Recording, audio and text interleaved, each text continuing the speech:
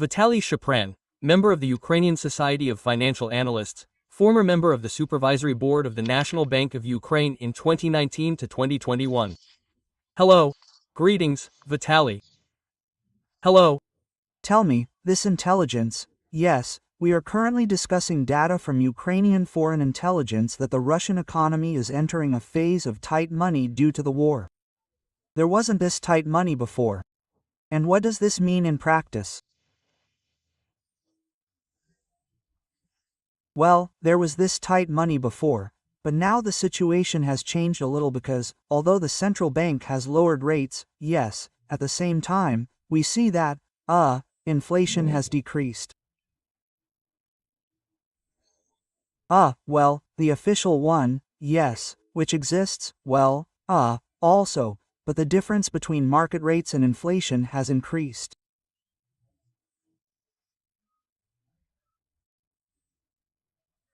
And there will be complications, especially in 2026, because they raised taxes in Russia, and now the state will also lay claim to part of this delta between inflation and the loan interest rate, because they raised VAT, and this affects, well, almost every large borrower in Russia.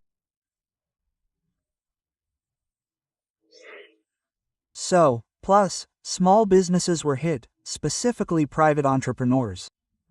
There were changes in administration. So, this will have a very significant impact on the number of bankruptcies. So, we will see how the transformation of interest rate risk into credit risk accelerates, when the interest burden puts increasing pressure on borrowers. They are unable to service their loans and default. Well, generally speaking, according to data from my colleagues, Russian ones, yes, I see that the year ended with defaults on the bond market, about 40 of them.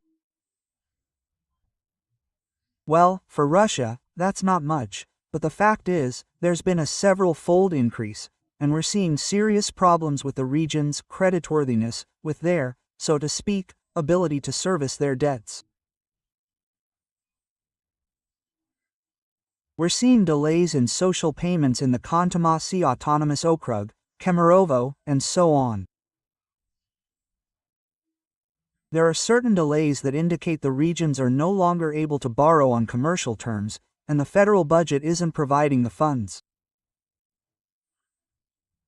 That's why this increase in the interest rate, I would say, yes, in more understandable terms, has affected the entire vertical, from the smallest businesses, which are still being crushed by taxes, to local municipal authorities. This is a rather explosive situation, because it's putting direct pressure on the social sphere, I would say. Vitaly, why are they raising VAT to 22%? What is the purpose of this measure? Is it simply to collect money from the population? Yes, there's not enough money for the war. And, if you look at their plans, for example, at the beginning of last year, yes, 25, they were planning a budget deficit of 1.1 trillion, then 1.7 trillion, and ended up with 5.7, but they haven't officially announced it yet. So, Mr. Silwanov's rhetoric is suspiciously unclear. He won't give a figure. He says, well, 2.6% of GDP, what's the GDP? Calculate it yourself, right? Quote, so, it turns out, you see, that, if you look at taxes, their ideas to raise taxes in 205, to introduce a progressive tax scale for individuals, and so on, didn't work. Also, their collections from the Federal Customs Service are declining. What they planned to collect at the beginning of 25 was, well, to summarize the results in 2026. They didn't collect it. Parallel imports fell, they were $5 billion short, and so on. So, you see, the economy is contracting under the pressure of high interest rates, and I see that. Demand from Russians for cash payments has grown, right, because supermarkets offer a 3 to 5% discount for cash purchases, right? This is the first sign that Russians don't want to pay taxes on these, I would say, idiotic military ideas of the federal authorities, who unleashed a war and are now trying to milk resources from the regions. And VAT is simply a tax that affects everyone, and it's hard not to pay it. So, and increasing VAT will lead to increased liquidity in the public finance system.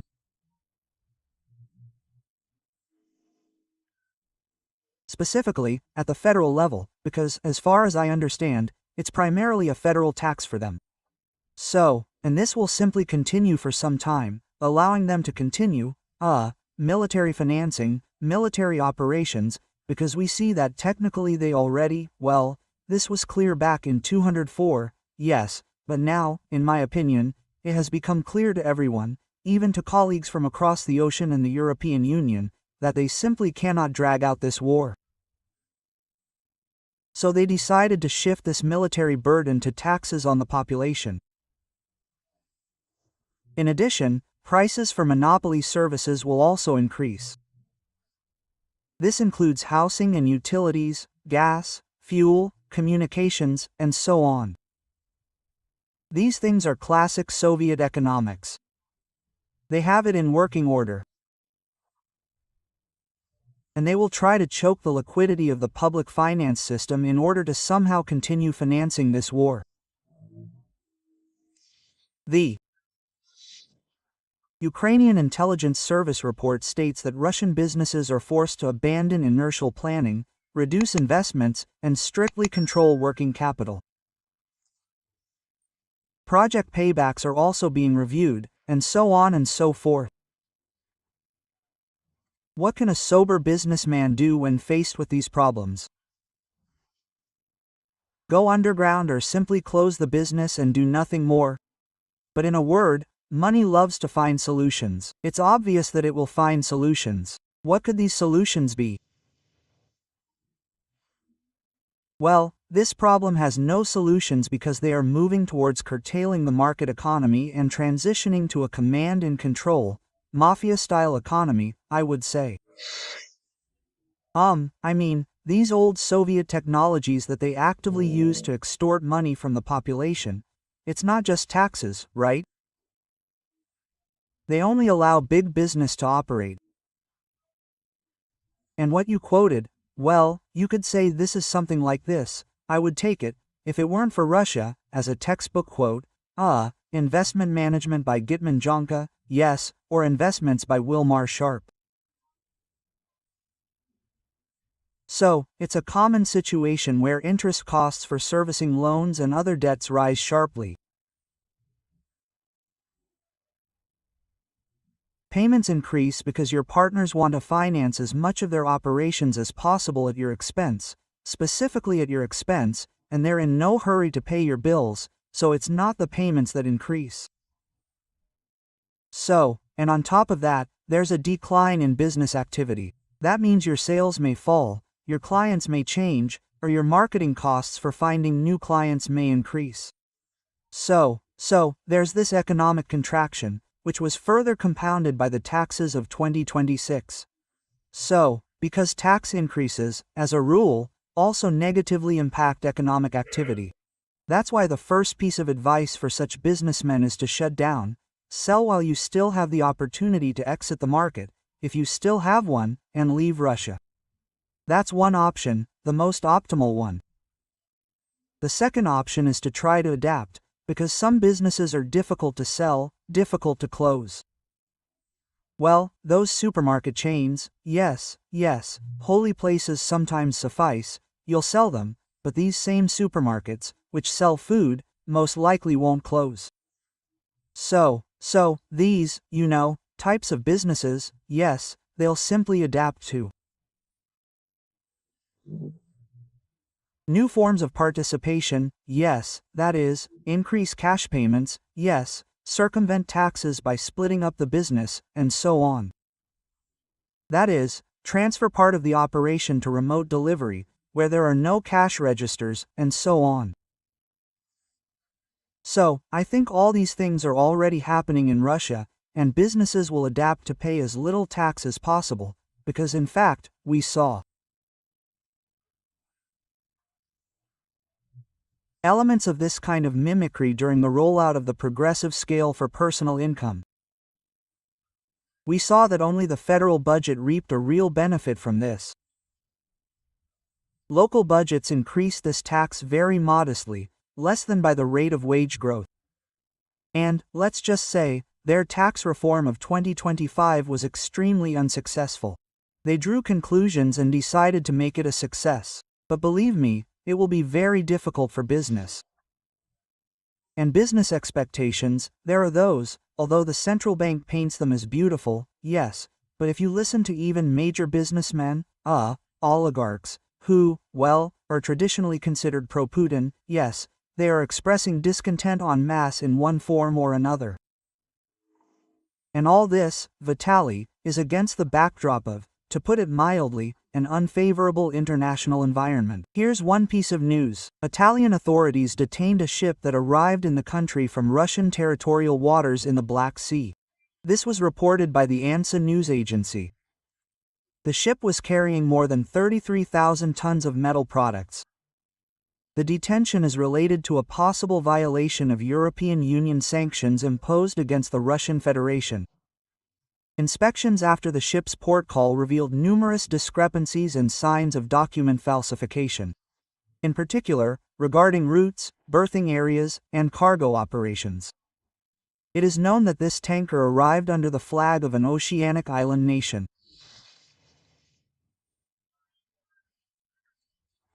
Indeed, we are seeing international, regulatory agencies becoming more active, and more reports are being heard about Russian vessels of various types.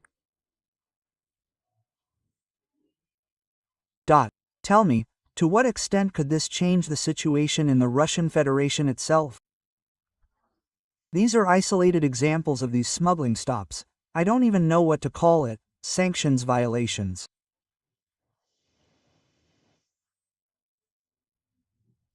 Well, we see that our G7 partners are already beginning to tighten sanctions enforcement, because I've always said that these more than 20 packages of European Union sanctions and US sanctions are excellent. British sanctions are even better, but it's important to understand how they are enforced. And now, finally, they've decided to tighten enforcement. And, we see that, let's say, the crisis in the Russian metal industry isn't as severe as in the coal industry, but their rolled metal production has fallen by about 4.5% in the last year. Some rolled metal product ranges have actually decreased significantly. For a country at war, which produces armored vehicles and so on, it shows that, in principle, the civilian sector is probably currently there, yes, specifically for metallurgists. The European Union, in turn, must protect its trade borders. They have excellent metallurgists too. In Germany, there are metallurgical producers in Italy too. So, it's completely unclear why they should be allowed to, circumvent sanctions. This is smuggling, which will harm the interests of our European colleagues, our metallurgists first and foremost. Well, I mean European methods, yes, and ultimately, it's easier and better for them, probably, to obtain Ukrainian products, because one of the producers here is essentially integrated into the EU market. That's why we see absolutely the right actions. I'll add that these aren't isolated cases anymore. Yes, we've said that before. Right now, if you look, the United States has detained 6 tankers from Venezuela, because, basically, we see that today they're carrying Venezuelan oil, and tomorrow they'll be carrying Russian oil. Plus, the most effective Ukrainian sanctions. The downing of tankers that were empty, meaning they didn't harm the environment. That's it. But they sent a clear signal to Kazakhstan that it's time to stop cooperating with Russia within the Caspian Pipeline Consortium. That's it. And basically, we see that.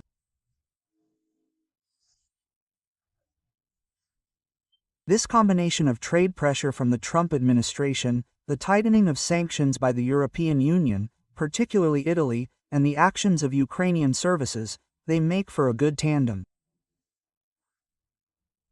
We see that, by the end of December, the tax price of oil in Russia fell below $40, maybe $39.50 or $39.10. That's it. That's basically down from $44 in November.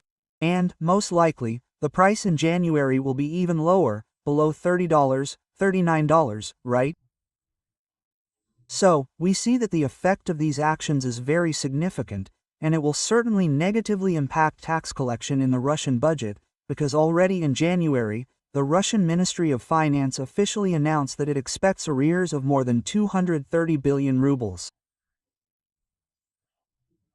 And, as a rule, they are very optimistic, as a rule, because when the fact comes, the arrears become larger than their forecasts. So, that is, we see that this is having an effect. I'm very optimistic about this, because strengthening sanctions enforcement will benefit Russia, in terms of making them come to their senses about what they're doing. And, in theory, it should significantly reduce budget revenues in January to February of this year. Well, we'll summarize the results a little later, a truly interesting process. Vitaly Shapra, thank you very much. Member of the Ukrainian Society of Financial Analysts, member of the Council of the National Bank of Ukraine in 2019 to 21. The Freedom Telegram channel contains only the most important news. We promptly report on everything happening in Ukraine and around the world. Subscribe.